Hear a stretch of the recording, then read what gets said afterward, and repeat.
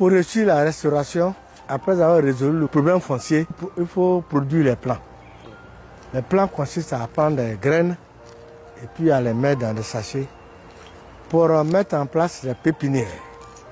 Donc, en fonction de l'espèce, on va acquérir les graines à la sauce de fort qu'on met en pépinière. À Essoe-Forêt, on a réalisé une pépinière de 700 à 800 plants, à 1000 plants, qui se trouvent là.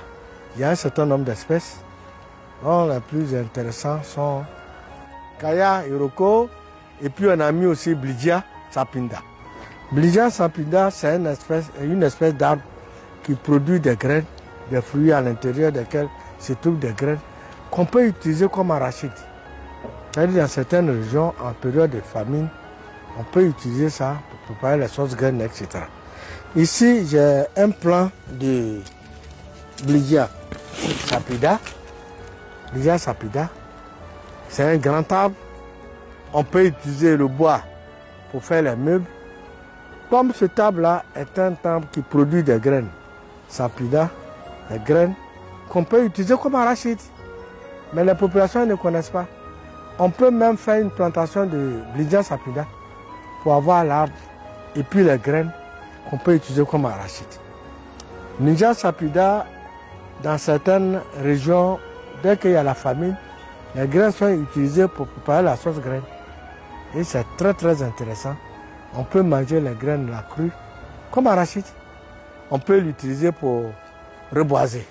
Mais pour ça, la durée de croissance de cette plante jusqu'à, on va dire, l'utilisation, ça peut faire combien de temps?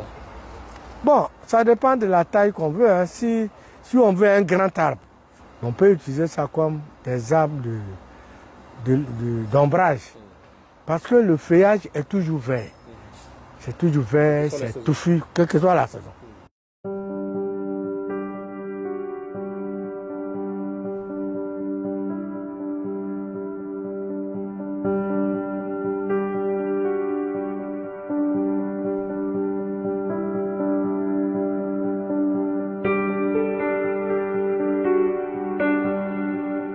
Donc vous voyez ce qu'on a vu là-bas, pépinière, puis qui a atteint cet aspect-là.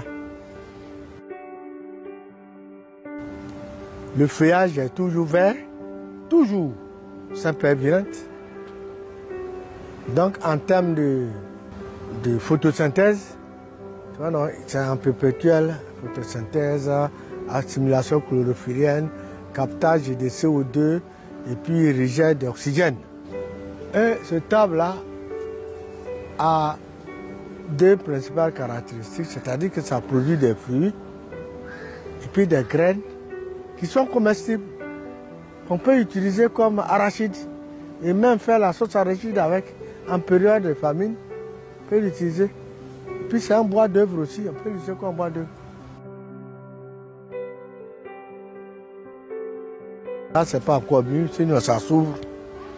Si vous passez ici, vous allez les voir. Vous avez vu que j'ai goûté.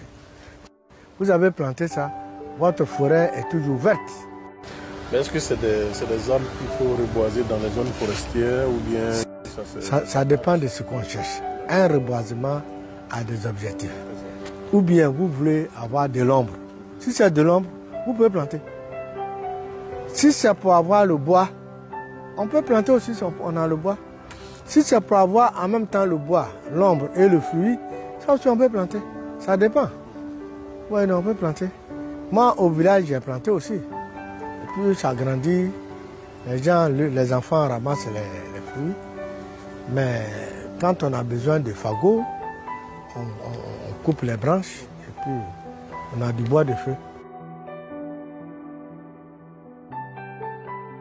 Imaginons quelqu'un qui a 10 000 hectares où il y a une dizaine d'arbres comme ça, il peut ramasser et puis avoir de quoi faire une sauce graine qui ne sort pas des arachides. Sauce arachide, mais qui ne vient pas d'arachide.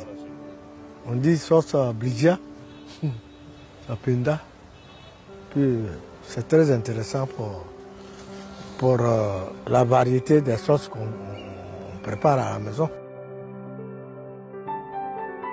Il faut planter un arbre. Quand vous avez planté un arbre, puis au moment où ça pousse là, vous êtes content, d'avoir planté un arbre, vous voyez l'arbre pousser. Et puis plus tard, si ce n'est pas vous, vos enfants, vos petits-enfants vont utiliser cet arbre-là.